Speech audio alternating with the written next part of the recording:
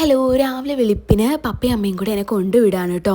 ഓണായതുകൊണ്ട് തന്നെ പെട്ടെന്ന് കിട്ടിയ ലീവ് ആയതുകൊണ്ടും നമുക്ക് ടിക്കറ്റ് കിട്ടിയിട്ടുണ്ടായിരുന്നില്ല. അതുകൊണ്ട് ഗുണ്ടൽപേട്ട വരെ അവർ കൊണ്ടുവിട്ടു കേട്ടോ. മുഖത്ത് കാണുന്ന ആ മ്ലാനത വേറൊന്നുമല്ല, വീട്ടിൽ നിന്ന് വന്നതിൻ്റെ ആ ഒരു സങ്കടമാണ്.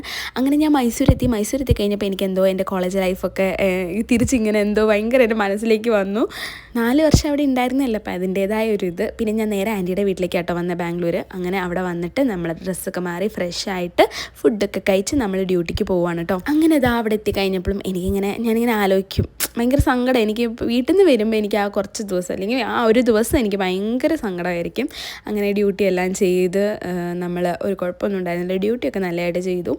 പിന്നെ എനിക്കിങ്ങനെ ഓർത്ത് ഞാൻ സങ്കടപ്പെട്ടുകൊണ്ടിരിക്കും, വീട്ടിൽ നിന്ന് വന്നല്ലോ എന്നുള്ളൊരിത്. പിന്നെ ഞാൻ ഇറങ്ങാൻ നേരത്തെ ഒരു കോഫിയൊക്കെ കുടിച്ചു. ഭയങ്കര മഴയായിരുന്നു, നല്ല മഴയും മിന്നലും ഒക്കെ ഉണ്ടായിരുന്നു. അങ്ങനെ മഴയത്ത് നമ്മൾ ബസ്സിലൊക്കെ കയറി വന്നു കേട്ടോ. അപ്പോൾ അത്രയേ ഉള്ളൂ. ചാ ബൈ ബൈ.